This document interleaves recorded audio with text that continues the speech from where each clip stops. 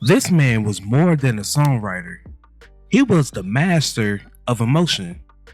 He didn't just write songs, he crafted stories.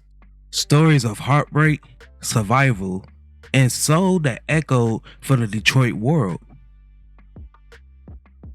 While the world danced to his words, very few knew the name behind the pen. The centerpiece of today's video is all about Tony Hester.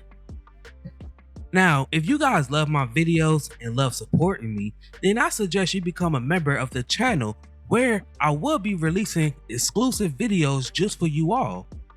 Be sure to get that family tier so you won't miss out on these exclusive perks. Now, before we start, let's be sure to leave a like on the video, subscribe to the channel, and push that notification bell to be sure you won't miss out on any more content. Now, without further ado, let's cue that intro.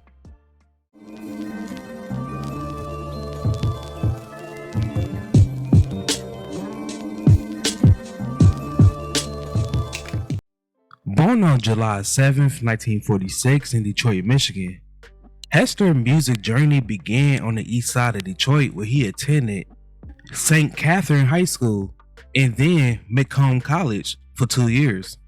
He dropped out of college after realizing it wasn't for him and he began creating music.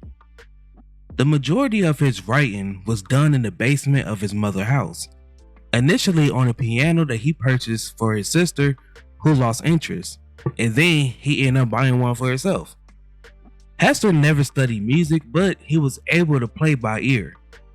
However, he never played in any of his sections as he always preferred superior players.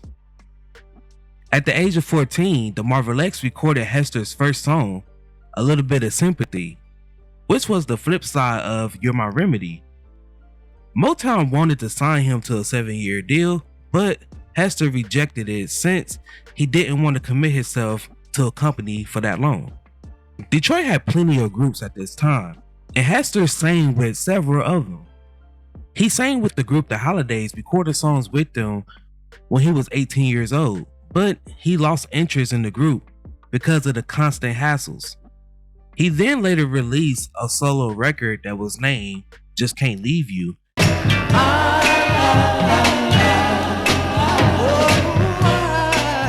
that was backed by Watch Yourself on Karate Records. She wants not another, that other. Hester wrote the A-side, which garnered airplay when it was released. The song is now a popular choice among the European soul music fans. Golden World Records also tried to sign Hester, but just like Motown, he declined. Shortly thereafter, Ed Ringate, who was the owner of Golden World and Rick Tech Records, sold the company to Motown. Although he never signed with Motown, he spent most of his time in Hillsville, USA, where HOLLAND-DOZIER-HOLLAND produced many records. His time at Hillsville, USA, observing the great producers that walked through that door, had helped him tremendously when it was his time to produce his first production for the Dramatics. What You See Is What You Get is the first major hit that he wrote. He also wrote for many artists including the Dells, Marilyn McCoo, Jeannie Reynolds, and the Platters, to mention a few. But his most notable triumphs came from working with the Dramatics, from whom he knew for his neighborhood. He wrote all of their songs for their first 2 albums on Vogue Records, and their subsequent albums featured 2 songs or 3 that was written by him. In describing his songwriting technique, he would write a bunch of titles on some paper and think about them and then write the lyrics. Some of these examples are Love Is Missing From Our Lives by the Dells, With Its Ring by the Platters, and Door to Your Heart by the Dramatics. Sadly, Hester's career came to an abrupt end when he was robbed and gunned down in the streets of Detroit. But problems existed way before that tragic day. Hester, he allegedly had a drug problem, which was ironic since he wrote 2 anti-drug songs for the Dramatics, The Devil's Dope and Beware of the Man with Candy in His Hands. For some reason, he didn't drive, and he preferred getting around Detroit by public transportation, riding a bus to and from the recording studio. Now, this possibly made him vulnerable and an easy target. Before his passing, Hester was working on a solo album, and he had recorded enough tunes for one.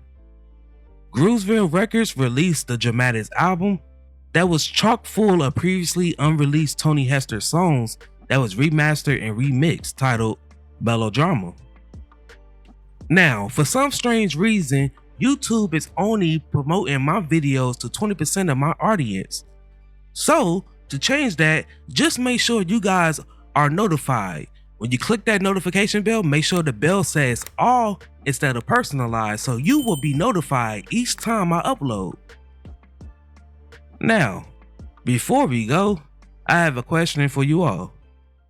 What is your favorite song by Tony Hester, or a song that he wrote?